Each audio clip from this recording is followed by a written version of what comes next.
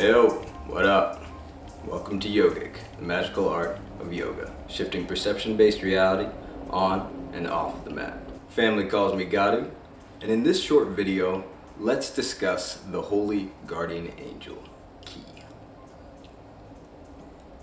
The Holy Guardian Angel Key, or HGA, is the second of 13 keys to manage emotions and create reality, as featured in the Writings on the Wall workshop.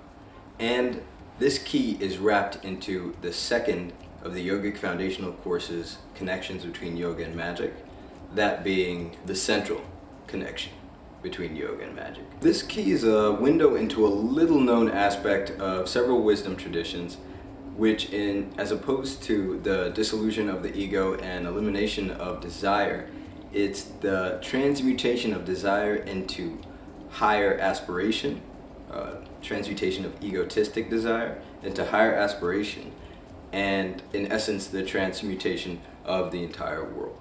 In this case, as opposed to the total dissolution of the ego, it's more putting the ego in its rightful place, defeating time and entropy.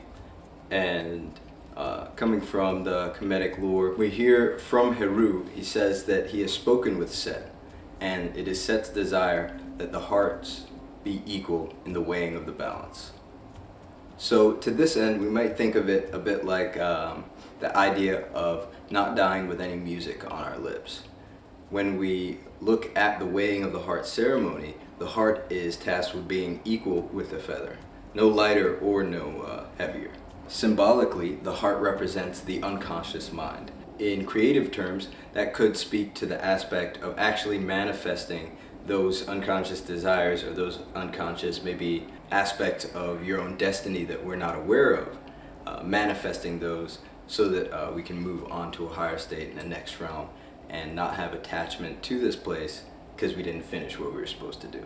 From here we're going into the central connection between yoga and magic. Yoga means union. In the Kemetic tradition, it's most recognizable as the idea of Sima Tawi, or the union of the two lands, the Tawi. Smai or Sima, union. Often is figured as upper and lower Kemet, or southern and northern Kemet, signified by the white crown or the red crown.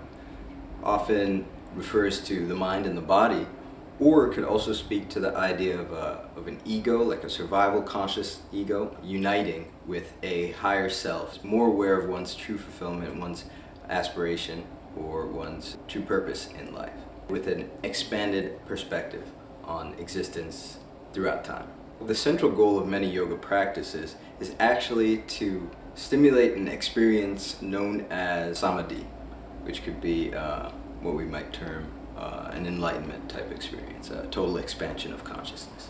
In magic, on the other hand, we have as its central goal, through evocation and invocation in various practices and rites and cleansings and banishings, etc., attempting to climax in an experience known as the knowledge of and conversation with the Holy Guardian Angel.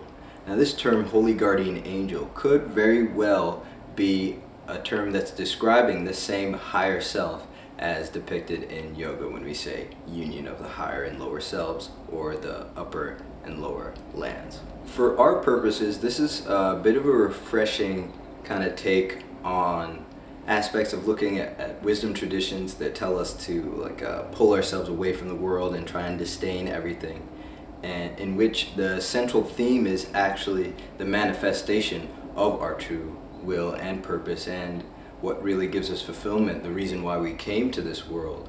And so it's totally integrated, and we see there actually is plenty of evidence for a traditional blending of the sacred and the profane, perspective-wise anyway. At this point, we may want to ask ourselves, what is our true purpose for manifesting in this plane? Why did we come here? What is it that gives us fulfillment? What are our highest aspirations? And what can we do right now to bring us closer there? Furthermore, how do we become that version of ourselves, this best version of ourselves, this higher version of ourselves that is able to go about accomplishing the things that we truly wish to accomplish? And make your day great. Thanks.